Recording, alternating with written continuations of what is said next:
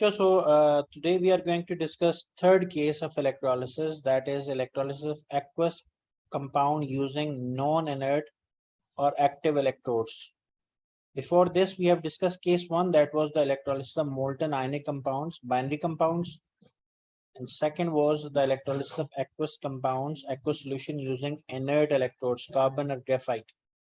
But this is the third case in which we will use the electrodes of reactive metals like copper, zinc, etc. we can use. Okay, so they are called non-inert electrodes. Okay, beta. So the very first example is electrolysis of aqueous copper 2 sulfate using non-inert electrodes. As we know, copper 2 sulfate is blue colored solution because copper 2 metal is copper is a transition metal. It makes copper 2 ions, which copper 1 ion and copper 2 ions. Copper 2 ion compounds are blue in color mainly. So copper 2 sulfate is a blue colored solution. Okay, beta. It contains copper 2 ions, sulfate ion, H plus ion and OH minus ions. Okay, so Abdullah will tell us that from where these two ions come from, copper and sulfate. Abdullah, Okay. from where these two ions come, copper 2 ions and sulfate ions. Okay. So the copper 2 and the sulfate 2 sulfate is in the sulfate 2 minus ions. They come from the like the copper 2 sulfate. Yeah, copper 2 sulfate, that is a compound. So these two ions come from compound copper 2 sulfate, whereas H plus and OH minus ions comes from water because it's aqueous compound. Okay, beta. So this time we are using electrode copper. Okay. So what happened in this reaction? Cathode, anode, both are made up of copper. Both are made up of copper. Okay. So first of all, we will discuss this right side as per these notes. At the anode, what happened? Anode is made up of copper. It releases its ions in the solution. Copper electrode, which is pink solid,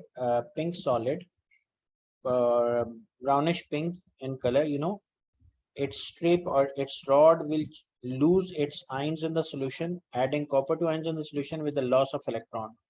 So oxidation is taking place at anode. Okay, in this way, anode will lose its mass because it is dissolving. Okay, beta. Copper electrode will dissolve in the solution, releasing its ions with the loss of electrons. So we can say that copper will lose its mass. Copper electrode will lose its mass. Okay, Abdullah? Mariam? Okay. I'm explaining anode reaction. Copper anode, that is made up of copper metal, will dissolve in the solution, releasing its copper 2 ions with the loss of electrons. So with the passage of time, it will lose its mass. It will decrease in mass or size. Okay. So this will happen with the copper anode. Okay, Mariam. Okay.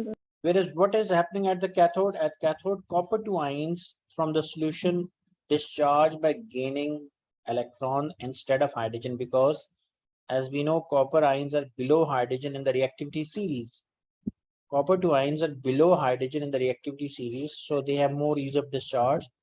So they gain electron at cathode to deposit copper on the surface of cathode.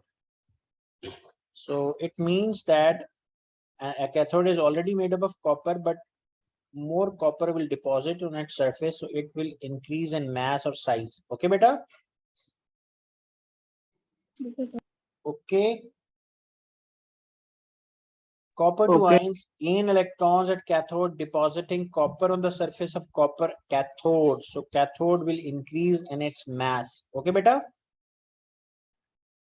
Okay. So it means pink solid will deposit on the cathode and cathode will increase in size or mass. And during this electrolysis, we will observe no change in the color of the electrolyte. Copper 2 sulfate remains blue even at the end of the electrolysis. Why? because you know copper ions which are discharging at cathode from the solution, they are being replaced by the ions coming from anode. Okay, so concentration of hydrogen ion is remains unchanged during this process. Okay, beta. You can see here Okay, sir. copper ions from the solution are discharging at the cathode. It means they are decreasing. They are being removed from the solution. But from the anode, these ions are being replaced continuously by, because anode is adding more copper to ions in the solution. So by the end of the electrolysis, solution remains blue in color. Is it clear? Whereas Yes. I think we should remember that when we did electrolysis of aqueous copper to sulfate using inert electrode during the electrolysis, the solution of color, the color of the solution fades away due to loss of copper ions. But here it remains blue because copper ions are continuously being added from anode in the solution. Okay, beta? Okay. Now I'm giving you 2 minutes to go through this, discuss with each other, and then ask question for me if you feel any problem. Otherwise, you will proceed to the next. Okay, beta? Okay. Okay, Abdullah Mariam, I'm taking 1 minute break. 1 minute break. You have to go through it. You can discuss with each other. I'm going to mute here my mic.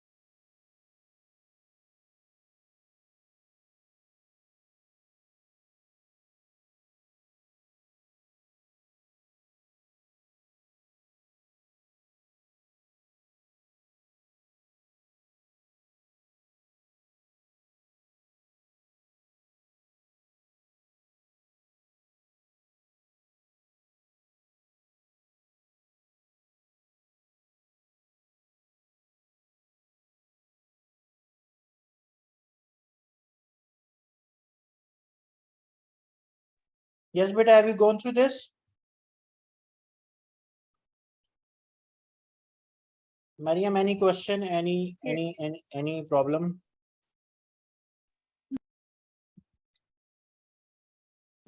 Yes, Mariam and Abdullah, any problem? Any question? No. Okay, I have already explained these general observation that the blue color of the copper sulfate solution remains unchanged. What is the reason behind this? That the copper ions discharge at the anode, at the cathode are continuously being replaced by the copper 2 ions formed at the anode. So this is the reason that solution remains blue by the end of the electrolysis or during electrolysis. Okay. Okay. So next we are going to discuss uses of electrolysis. Uses of electrolysis. Electrolysis is a very important process. It is used in industries and some of the uses are listed here. For example, it is used in purification of copper. Okay. Since pure copper is a metal with excellent electrical conductivity, copper is most common material that is used for making electric wirings, electric cables, etc. And home appliances, wirings and building, etc. So copper is a very good conductor of electricity. So when it is extracted from its ore, it is not 100% pure. So it is made pure through electrolysis. Okay. So when it will be pure, it will have more conductivity, or it will be an excellent conductor. So that's why it is need to be purified. Okay. And that is done through electrolysis. Okay, beta. So since pure copper is a metal with excellent electrical conductivity, it is used in electrical circuits, but even small amount of impurities greatly reduce its conductivity. Hence, the copper used to make cables need to be very pure. Okay, beta? Different cables, different wires for which are used in electrical appliances like with fridge, with TV, with computer, etc. They all have copper. Okay. And the wiring which we used at our homes, uh, that is also mostly of copper. Okay, beta. So for the better connection of copper must be pure. So it is purified through electrolysis. It is also called refining of copper. So this is one of the application of or use of electrolysis. Okay, beta. Okay. Okay. And another use of copper electrolysis is it is used for electroplating. Electroplating means coating of a metal object with another metal through electrolysis. Like sometimes we do coating of some metals with gold. We say gold plating, silver plating, chrome plating, etc. And it has different several advantages or usefulness. For example, when we coat copper with another metal, it become resistant to corrosion, and it become more attractive if we do electroplate different things to make them like more attractive and for decorative purpose. Okay, beta. So electroplating is the second use. Clear? Okay. Third use of electrolysis is to extract metals from their ores. Especially, I told you that the metals which are higher up in the reactivity series, like potassium, okay, like sodium, like calcium, magnesium, aluminum, okay. These metals are very much used, especially aluminum. Okay, they are extracted from their natural compounds or ores through electrolysis of their molten compounds or ores. Okay, because these metals make very stable compound. They cannot be separated from their natural compounds by any other method, but just through electrolysis. Okay, so these metals are extracted from their ores through electrolysis. So this is another use of electrolysis. Okay, beta. Okay. Okay, Abdullah, did you get this or not? Okay, that's good. That's good. So next, I'm going to explain you the details of refining or purification of copper here. Okay. So as you know that copper is an excellent electrical conductor. So in order to make its very good conductors, impurities must be removed after its extraction from its natural compounds, which are called ores. Okay. So as we know that it is carried out by electrolysis. During electrolysis, two types of electrodes are used. One is anode, the other is cathode. During this process, we use anode of impure copper. Okay. बेटा कौन सा anode use करते हैं किस material का?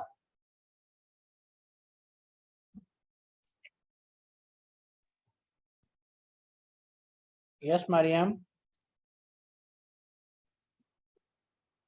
We use anode of impure copper. किसका anode use करते हैं बेटा? Impure copper. Yes.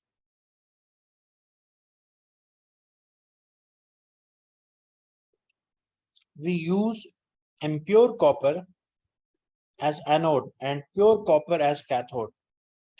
A small strip, thin strips of pure copper are used as cathode, whereas big size impure copper are lower down in the electrolyte during this process. Impure copper dissolve, being anode, dissolve in the solution, releasing copper 2 ions in the solution. You can see here in the left side of this, here you can see at the anode impure copper atoms and the impure copper electrode lose electron and form copper 2 ions. Here is the chemical equation, half equation. Copper solid changes into copper ion with the loss of electron. So ions cannot be impure beta. So when copper metal, pure copper metal dissolve in the electrolyte, releasing copper 2 ion with the loss of electrons. So, and during this process, anode decreases in size and mass, okay, by dissolving away in the electrolyte. Okay, beta? Okay. Whereas at cathode, what happened? The copper 2 ions from the solution gain electrons to deposit copper on the cathode. So cathode gets bigger in size, increase in mass, and this way the copper that deposited on the surface of copper is 100% pure. So in this way, impurities are removed from it, and the impurities which are formed, they settle down at the bottom of the containers where this is carried out, and these impurities are known as anode sludge or slime. Okay, beta, we give two names. Either we call them anode sludge, the impurities that settle down at the bottom of the anode called anode sludge, or slime. Okay, beta? Okay. Okay, you can see pink observation, pink solid deposited on the cathode, and the cathode increases in size. Impurities in the anode fall to the bottom of the beaker and collected below the anode in the form of slime, and we also call anode sludge. The impurities contain traces of precious metals such as gold and silver. The color of the solution remains blue during the electrolysis. Okay, beta? Okay. Here you can see that positive electrode is the anode, that is the bigger in size, that is of impure copper, whereas cathode was of pure copper, that was a thin strip. But after electrolysis, you can see that anode has been dissolved, it has decreased in size and mass a lot, whereas and cathode has increased in its mass. Okay, and the impurities from the anode has settled down at the bottom. We call them slime or anode sludge. Is it clear, beta? Yes, sir. Any question about these diagram, Abdullah?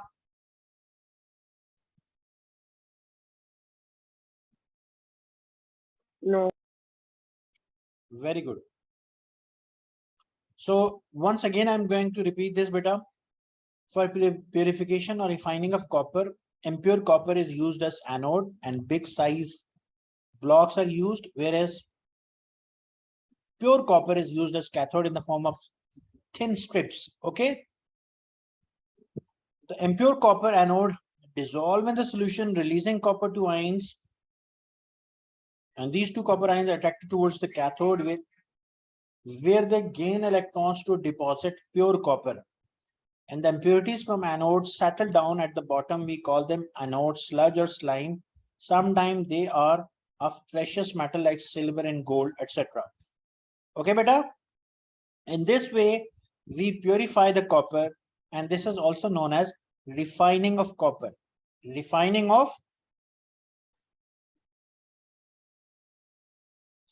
This is also known as refining of copper. Okay, beta. Okay. Okay. Anything do you want to ask? Any problem, beta, Abdullah? No. Okay, now what type of questions they can ask from this topic? That they can ask, write down the equation at the cathode and anode, explain the process of refining or purification of copper through electrolysis, like that. Okay, and they can ask that what would you observe during the purification or electrolysis of copper to sulfate using copper electrodes, or during refining of copper. Okay, beta.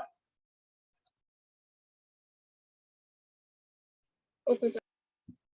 And there is another important question or very common question from this, that they can ask that what do you observe during this process? You can see that during this process, cathode will increase in its mass, that gets bigger in size, that gain mass, whereas anode dissolves, decreasing in size and mass. Okay, beta. So these two are the common observation during the electrolysis of copper using copper electrodes, or during the refining of copper. Is it clear? Yes.